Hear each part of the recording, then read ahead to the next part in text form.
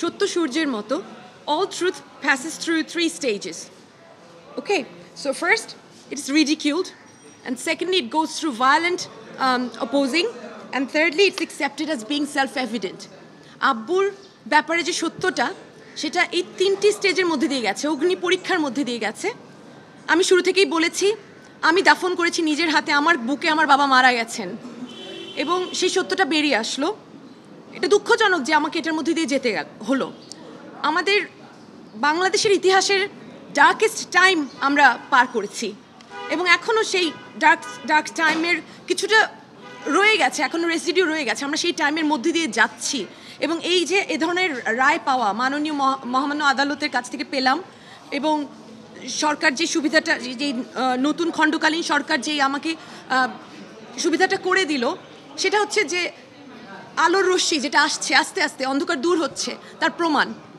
আমি কৃতজ্ঞ এই সরকারের উপদেষ্টা তাদের কাছে। আমার এই নামগুলো নিতেই হবে,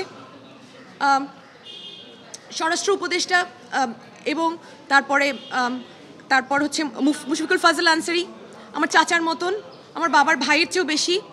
তারপর মতিউর রহমান চৌধুরী, আমার বাবার বন্ধু। তারপর হচ্ছেন স্বরাষ্ট্র সচিব আব্দুল মোমেন। এনাদের সবার কাছে আমি কৃতজ্ঞ। আমার আব্বুর বন্ধু হচ্ছেন খোদাবক্স সাহেব, আমার আঙ্কেল। ওনারা আমাকে যদি সাহায্য না করতেন আমি এটা অ্যাচিভ করতে পারতাম না, এবং শুরু থেকে মুশফিক চাচা এবং মতিউর রহমান আঙ্কেল যদি আমার সাথে না থাকতেন আমি করতে পারতাম না। আমাকে স্পেশাল ব্রাঞ্চ থেকে সাহায্য করা হয়েছে, পুলিশের সাভার থানা আমাকে অসম্ভব সাহায্য করেছে। তারা দিন রাত কষ্ট করেছেন, এখন পর্যন্ত কষ্ট করে যাচ্ছেন, এবং কাজ এখনও বাকি আছে।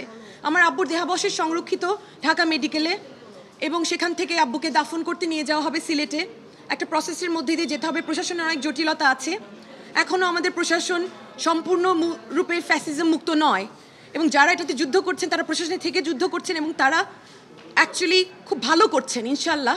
I'm really hopeful and I'm really proud of them, and I'm proud to have them by my side. I'm proud to have Madin by my side. He's like my younger brother, এবং সে একজন barrister, এবং আমাকে সাহায্য করেছেন আমার uncle সাদি uncle, barrister advocate সাদি। এবং আমি সবার কাছে কৃতজ্ঞ, অসম্ভব কৃতজ্ঞ। আপনাদের সবার কাছে কৃতজ্ঞ, আপনারা আমাকে সত্য তুলে ধরতে সাহায্য করেছেন। এটা হবারই ছিল। গত 15 বছর আমার বাবার যে কষ্টের মধ্যে দিয়ে তার যেতে হয়েছে, সেগুলো আমাকে প্রতি মুহূর্তে আমাকে যন্ত্রণা দেয়। এবং দেশটা মুক্ত হলো, দেশটা স্বাধীন হলো। গত পরশুদিন 21শে অগস্টের রায় হলো। The last government, the fascists, they painted him in a bad light, এবং তাকে একটা ক্রিমিনাল হিসেবে উপস্থাপন করেছিল। প্রমাণিত হয়েছে just day before yesterday that say innocent ছিল।